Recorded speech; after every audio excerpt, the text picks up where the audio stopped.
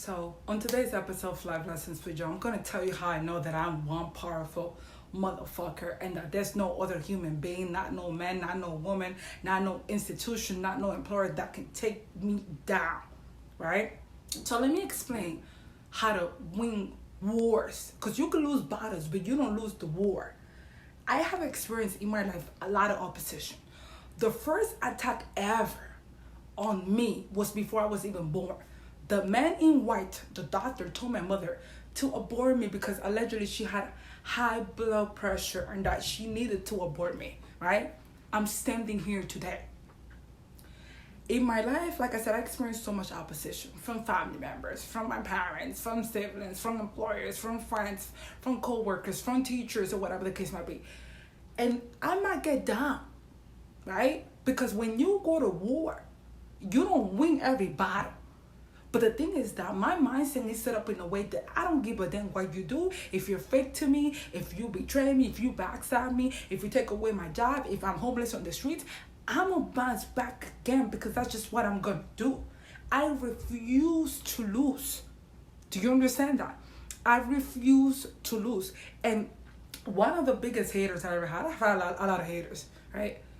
The biggest one that I fight against every freaking day, it's the one that's in my mind. It's my limiting beliefs. It's my, I cannot do this. It's what are people going to think about me?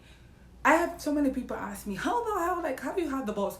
Let me tell you something. When March 2020 came in, nobody on my social media was saying anything. I'm like, you know what?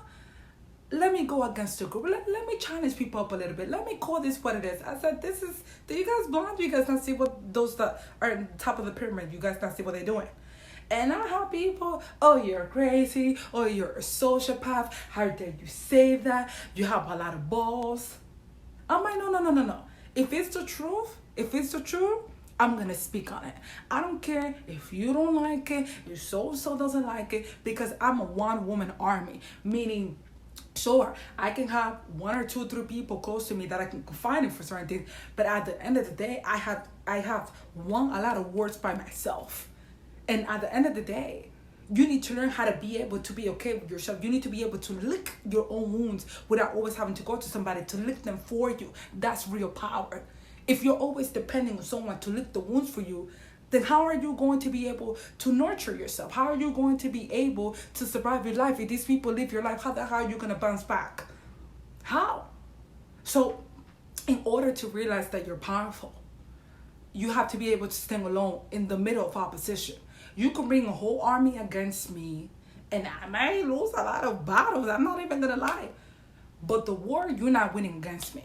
You're not winning against me. I don't care. You know how many times people have tried to shut me down, delete my account, to do smear campaign, to destroy my reputation, even outside of this movement and within this movement. And there has not been one person, not one person that's been able to win the war against me. Not one. Even if I disappear for 2 seconds, that don't mean shit. That don't mean shit. Even if you're trying to get me to reply to you over some bullshit. And if I don't respond, that don't mean shit. Even if you see me crying for 2 seconds, that don't mean shit. You should worry about when you're not seeing my face. That's what you should worry about, because you should be worrying about what the hell is she doing? What the hell is she? What is she planning? What is she plotting? And you don't know how I think and how I move, but I know how you move, and now I know your pathology. Y'all should get the book, The Art of War. I should get the book, The Art of War, and learn. At least learn from your life lessons. Because for me, I have learned to see how people maneuver.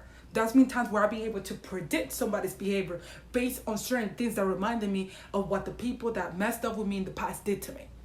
And there have been times I've been gaslighted by people. Oh no, Jo, you're exaggerating. How can you say that about so and such and such? And then the person ended up doing exactly what I said they were going to do.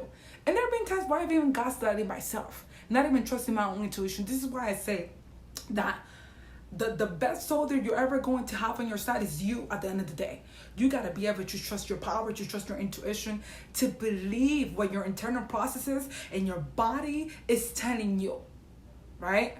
And you got to be able to learn how to stand on your own 2 feet, whether it's mentally, whether it's financially, I don't care, whatever it is, right?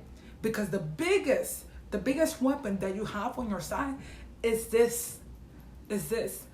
Like I said, I don't care who comes against me, any government, any agency, institutions.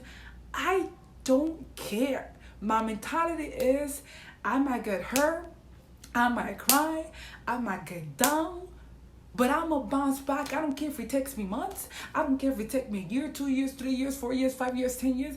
I don't care. As long as I have breath in my body and the ability to wake up every morning, I'm going to bounce back and I'm going to fight, because I'm a fighter. I've been fighting all my life. And not all fights are physical. Not all wars are physical. Listen, the biggest war to win is the one in your mind. Because if you're determined to win at all costs, who's going to stop you? Who the hell's going to stop you? Unless you stop your own goddamn self. I've been my biggest enemy. I do have a lot of haters. I do have fake people, whatever.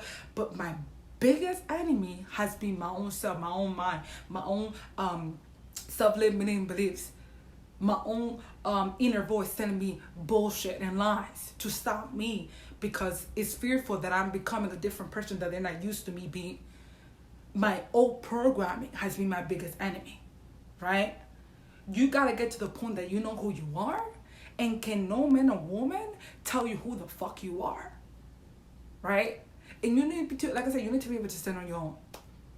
And if you do that, can't nobody stop shit.